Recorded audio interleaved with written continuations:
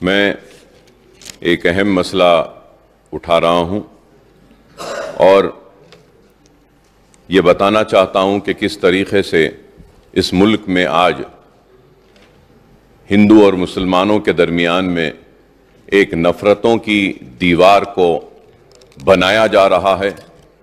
ان کے ذہنوں کو، دلوں کو بانٹنے کی کوشش کی جا رہی ہے اور ان کے ذہنوں کو اس طریقے سے کرپٹ کر دیا جا رہا ہے کہ وہ ایک دوسرے کے دشمن بن جائیں، ریڈیکلائز کر دیا جا رہا ہے۔ اور اسی ریڈیکلائزیشن کا ایک جیتی جاگتی مثال ہمارے سامنے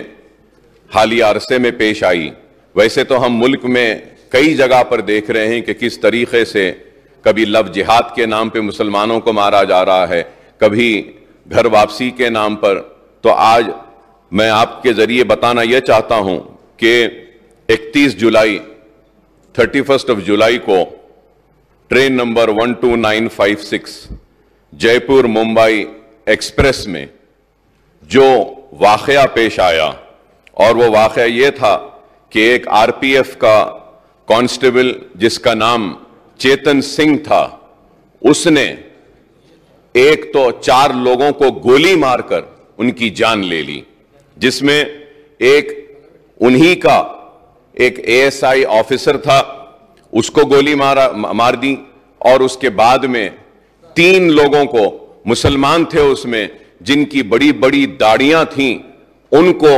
گولی لگا کر کنپٹی پر ایک بوگی سے دوسرے بوگی 3 بوگی آگے لے جاتا ہے اور لے جا کر ان کو گولیاں مارتا ہے، اور مارنے کے بعد یہ کہتا ہے کہ اس ملک میں رہنا ہے تو مودی اور یوگی کو ووٹ دینا پڑے گا۔ اور افسوس مودی اور یوگی کے ساتھ کہتا ہے کہ پھر ٹھاکرے کو ووٹ دینا ہے۔ تو مسلمانوں کے ساتھ اتنی نفرت کیوں؟ اور وہ لوگ جو آج نفرت کی بنیاد پر اقتدار کو حاصل کر رہے ہیں یا پھر آنے والے کل میں اقتدار کو حاصل کرنا چاہتے ہیں، یہ ملک کو تباہی و بربادی کی طرف لے جا رہے ہیں۔ اسپیکر صاحب، میں یہ کہنا چاہتا ہوں کہ ان 3 مسلمانوں میں ایک مسلمان شہر حیدرآباد سے تعلق رکھتا تھا، اور اس مسلمان کا نام تھا سیف الدین۔ وہ سیف الدین اجمیر کی درگاہ کو گیا تھا، وہاں پہ اس میں درگاہ میں زیارت کی، اور اپنے مالک ایک چھوٹے سے موبائل کی دکان میں کام کرتا ہے، اپنے مالک کے ساتھ اجمیر کو گیا، اور اس کا سیٹ، اس کا مالک اس کے ساتھ میں ہے، وہ غیر مسلم ہے۔ تو وہ پریشان ہو کر ان کی فیملی کو بولتا ہے کہ ہم بامبے پہنچ گئے ہیں، اتر گئے ہیں، لیکن یہ بچہ نہیں ہے۔ تو اس کے بعد جب آگے جا کر دیکھتے ہیں تو اس کو گولی مار دی گئی ہے، اور حد تو یہ ہے کہ ایک گولی ماری اور جب وہ نہیں مرتا ہے تو اور ایک گولی ماری گئی۔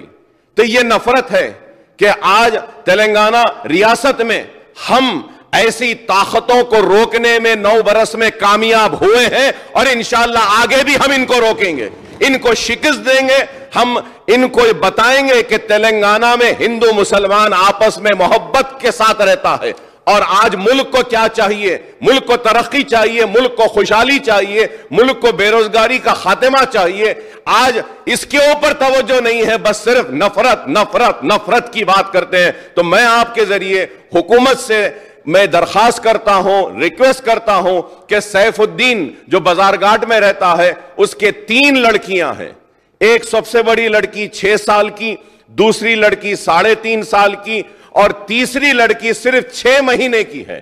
تو میں آپ کے ذریعے حکومت سے درخواست کروں گا کہ اس کی بیوی جو اس کی وائف انجم شاہین جو ہے، جو انٹرمیڈیٹ پاس ہے، اس کو ایک سرکاری نوکری اگر دیں گے آپ تو میں آپ کا ممنون و مشکور رہوں گا۔ اور اس کے ساتھ